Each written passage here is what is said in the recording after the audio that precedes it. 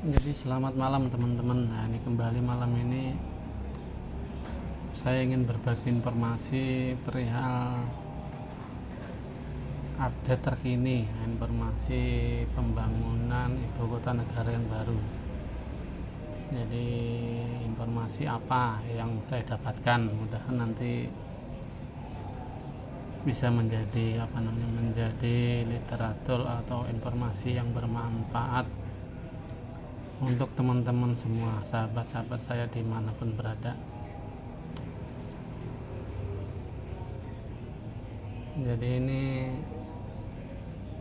proses, saya ada informasi, ini proses pengerjaan Istana Garuda, Istana Negara yang mirip dengan burung, ya memang mirip dengan burung Garuda IKN Nusantara Indonesia.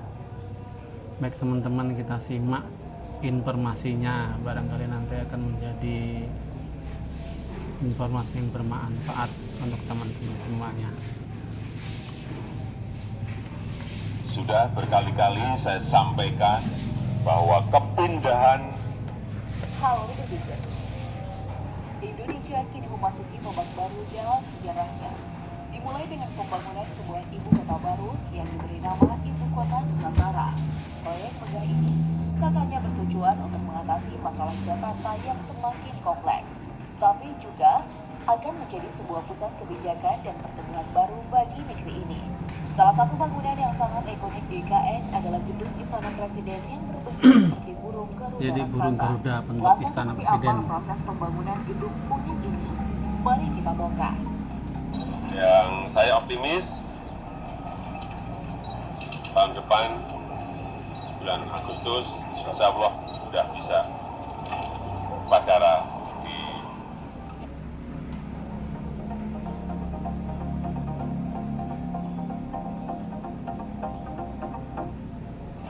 Negara kita saat ini telah memiliki populasi lebih dari 274 juta jiwa, luas wilayah yang mencapai 1,9 juta kilometer persegi, dan telah lama menjadi negara kepulauan terbesar di dunia.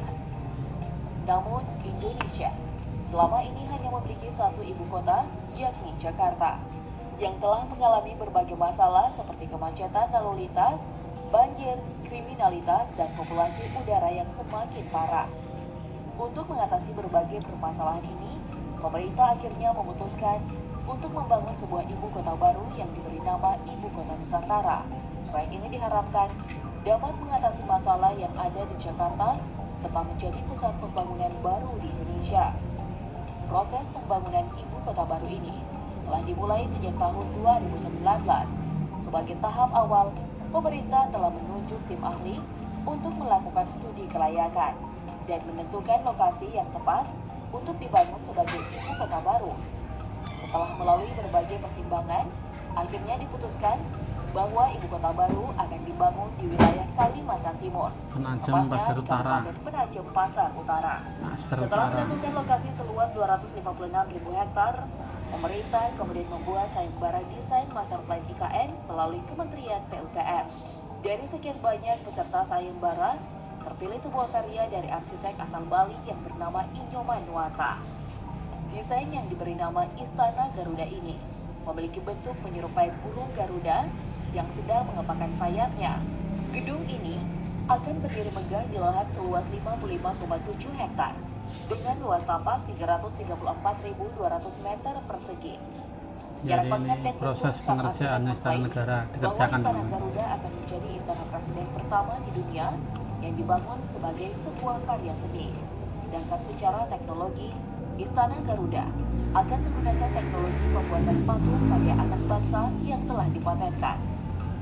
Luas area bangunan hanya 8%, sedangkan sisanya sebesar 92% akan ditata menjadi ruang terbuka hijau.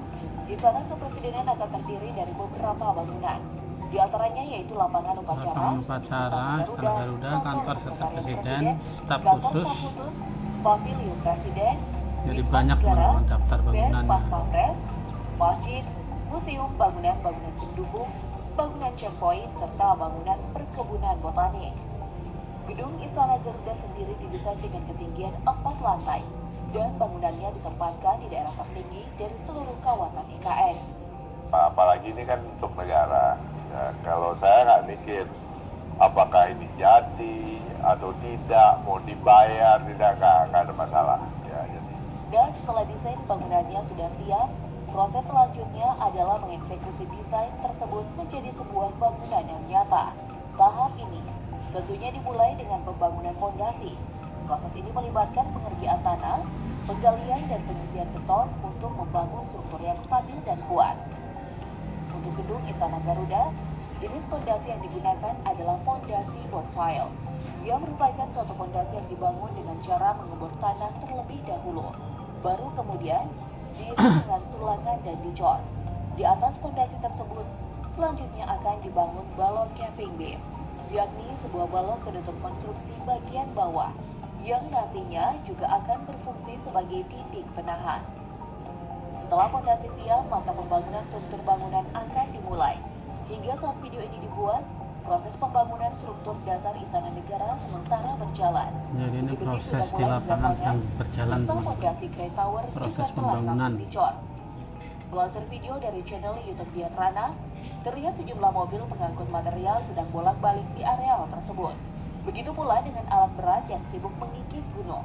Di samping pembangunan Istana Garuda yang begitu masif, terlihat dari pantauan udara di kawasan sekitar juga sedang berlangsung proses perataan lahan untuk berdirinya gedung-gedung yang lain. Selain itu, aktivitas pembuatan jalan juga terus berlangsung. Dan saat ini, struktur dasar jalan ini kompleks Istana Kepresidenan ini sudah mulai terlihat. Seluruh rantai pengerjaan proyek IKN ini terus berlangsung tanpa mengenal hari libur. Dan tentunya dengan pengawasan yang sangat ketat. Dengan semangat gotong royong kita bersama, saya yakin 17 Agustus 2024 kita bisa merayakan bersama-sama di Nusantara. Proses selanjutnya juga tak kalah pentingnya, yakni pembangunan struktur bangunan. Namun karena pekerjaan Istana Negara belum sampai pada tahap ini, jadi kita hanya bisa memprediksi beberapa tahapan yang kemungkinan akan dikerjakan nantinya. Yang pertama yaitu proses Building Information Modeling atau BIM. Proses ini merupakan tahapan untuk merancang dan mengelola informasi bangunan secara digital. BIM memungkinkan para arsitek dan insinyur untuk memvisualisasikan bangunan dalam bentuk 3 dimensi dan mengatur seluruh rincian teknis seperti perhitungan struktur, tata letak kabel, dan pipa saluran air dengan lebih efisien dan akurat. Hal ini memungkinkan para pengembang proyek untuk memperkirakan biaya secara lebih tepat, serta mengurangi kemungkinan terjadinya kesalahan atau kegagalan struktural, sehingga dapat meminimalkan kerugian. Proses selanjutnya adalah pemasangan struktur beton bertulang. Dalam pembangunan Istana Negara, struktur beton bertulang digunakan untuk menopang berat bangunan setinggi 4 lantai ini. Beton ini kemudian diperkuat dengan besi yang membentuk rangkaian atau jaringan yang disebut tulang-tulangan. Tulangan besi ini mampu membuat beton lebih kuat dan tahan lama terhadap beban dan gempa. Setelah struktur bangunan selesai, proses finishing interior dan eksterior akan dimulai. Proses ini meliputi pengecatan, pemasangan lantai, dekorasi dinding, pemasangan kaca, dan instalasi sistem keamanan dan CCTV. Jadi teman-teman, semoga nanti proyek ini tetap berjalan sesuai rencana. Tadi sudah kita saksikan bahwa Pak Presiden Indonesia meyakini 17 Agustus 2024 akan upacara di Istana Negara di IKN Nusantara. Nah, ini